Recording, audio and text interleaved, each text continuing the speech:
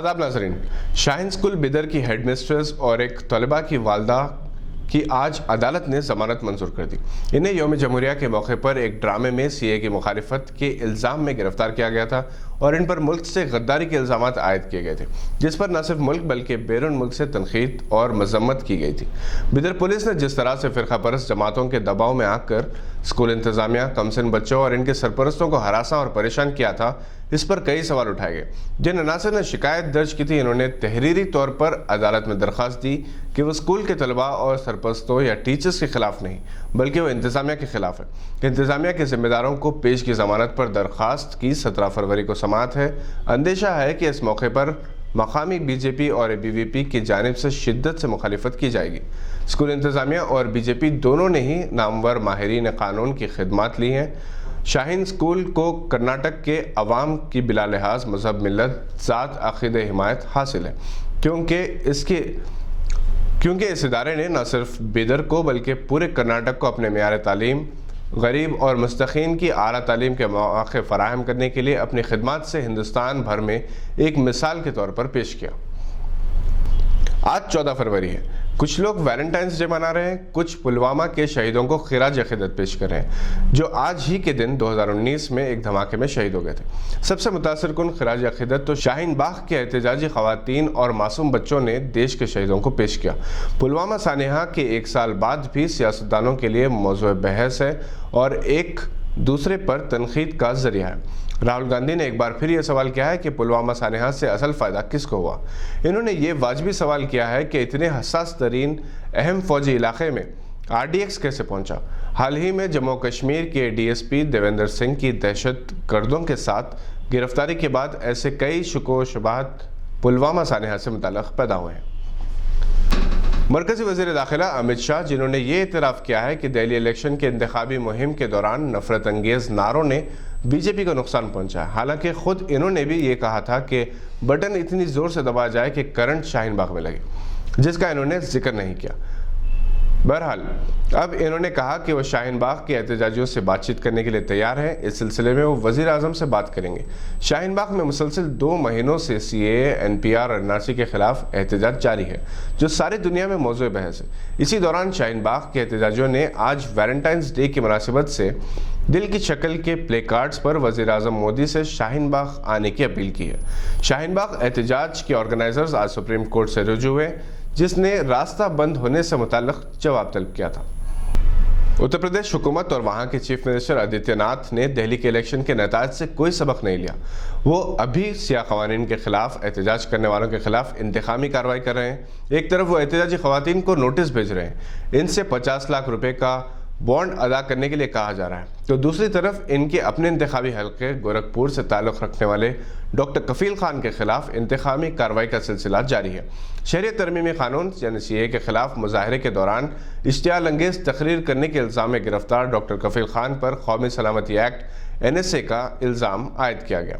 हालांकि इन्हें ज़मानत दी जा चुकी थी, मगर अभी तक इनकी रिहाई अमल में नहीं लाई गई और इन्हें जेल ही में रखने के लिए NSA के तहत मुकदमा दायर किया गया। डॉक्टर कफील खान गोरखपुर के जनरल हॉस्पिटल में ऑक्सीजन की कमी से बच्चों के अमवात के वाक़े में इस वक्त मशहूर हुए थे, जब इन्होंने अपनी जेब से रकम अदा करके ऑक्सीजन फराहम की थी। मीडिया के ज़रिए इनकी पब्लिसिटी से आदित्यनाथ नाराज़ हो गए। इन्हें गिरफ्तार किया गया, इनके अरकान ख़ानदान को हरासा किया गया, इनके भाई पर कातिलाना हमला किया गया। डॉक्टर कफील खान ने हिम्मत नहीं हारी और कानूनी लड़ाई में कामयाबी हासिल की। इनकी मुअत्तली को अदालत ने कलअदम करार दिया। इनके बकायाजात अदा करने के अहकाम दिए गए थे। डॉक्टर कफील खान ने UP की हुकूमत के खिलाफ जिस बहादुरी से मुकाबला किया, वो अपनी जगह मिसाल है। उम्मीद की जा रही है कि इस शेरदिल डॉक्टर के लिए हिंदुस्तान के तमाम सेक्युलर अमन पसंद अवाम मुत्तहिद होंगे। पाटीदार आंदोलन के बानी हार्दिक पटेल लापता है। इनकी बीवी कुंजल पटेल के मुताबिक हार्दिक पटेल गुज़िश्ता 20 दिनों से लापता हैं, जिन्होंने गुजरात इंतज़ामिया पर भी अपने शौहर को निशाना बनाने का इल्ज़ाम आयद किया। इन्होंने कहा कि मेरा शौहर पिछले 20 दिन से लापता है, हमें इनके ठिकाने के बारे में कोई मालूमात नहीं है। कुंजाल ने सोशल मीडिया पर शेयर की गई एक वीडियो में तशवीश जाहिर की कि इनके अदम मौजूदगी से हम बहुत गमज़दा हैं। दूसरी तरफ कन्हैया कुमार के काफिलों पर मुसलसल तीसरी मरतबा हमला किया गया।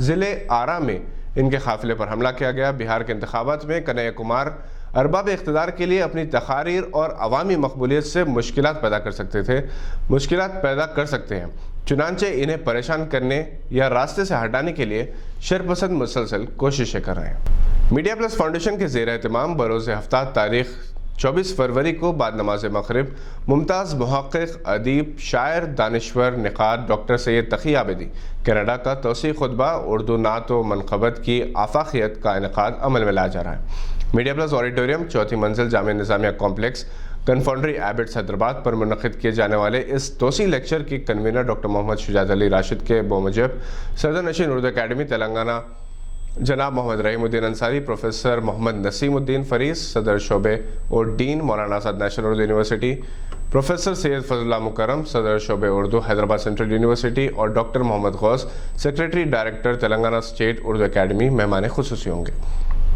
اس موقع پر ڈاکٹر سید تقی عابدی پر شائع کردہ حکیم الامت کا خصوصی نمبر، برج شرف اور حالی کی نعتیہ شاعری کی رسم رونمائی بھی عمل میں لائی جائے گی۔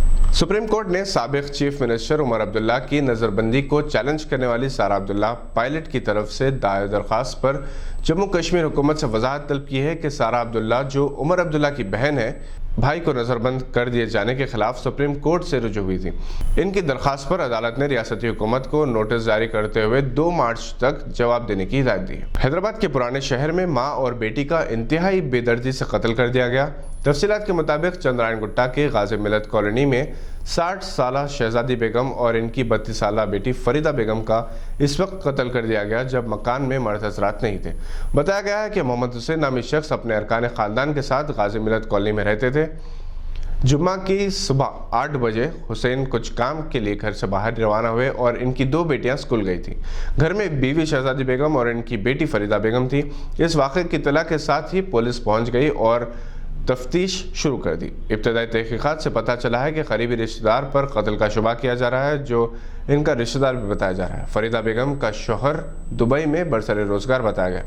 پولیس تمام تفصیلات حاصل کر رہی ہے۔ ترکی صدر رجب طیب اردوغان 2 روزہ دورے پر 13 فروری کو پاکستان پہنچے، جہاں ان کا استقبال وزیر اعظم پاکستان عمران خان نے ایئرپورٹ پہنچ کر کیا۔ دوسرے روز یعنی آج 14 فروری کو ترکی صدر رجب طیب اردوغان پارلیمنٹ کے مشترکہ اجلاس سے خطاب کرتے ہوئے کہا کہ انہیں جو موقع دیا گیا ہے یہ ان کے لیے باعث فخر ہے، اور انہوں نے والہانہ استقبال اور مہمان نوازی پر شکریہ ادا کیا۔ انہوں نے کہا کہ ترک تحریک آزادی میں پاکستانی خواتین نے اپنے کنگن دیے، پاکستانی عوام نے پیٹ کاٹ کر ترکی کی مدد کی، ہم اسے کبھی نہیں بھول سکتے۔ انہوں نے کہا کہ سڑکوں پر گر گرا کر دعائیں کرنے والوں کو ہم کیسے بھول سکتے ہیں؟ ترک قوم کی جدوجہد کے وقت لاہور میں حمایتوں کے جلسوں کو نہیں بھولا جا سکتا، دھمکیوں کے باوجود ہمیں نہ چھوڑنے والوں کو کس طرح بھول سکتے ہیں؟ پاکستانی بہن بھائیوں، آپ سے محبت نہیں کریں گے تو کس سے کریں گے؟ یہ تھے پاکستانیوں کے لیے رجب طیب اردوغان کے الفاظ جو انہوں نے پارلیمنٹ کے مشترکہ اجلاس کے موقع پر۔ بحرین پولیس نے قزاقستان کی 21 لڑکیوں کو انسانی اسمگلروں کے چنگل سے آزاد کر لیا۔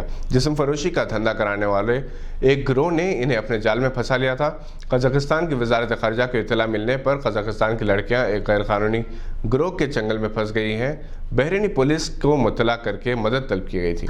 بتایا جاتا ہے کہ ایک دھوکے باز گروہ نے قزاقستان کی ان لڑکیوں کو ہوٹل میں ملازمت کے بہانے بحرین بلایا تھا۔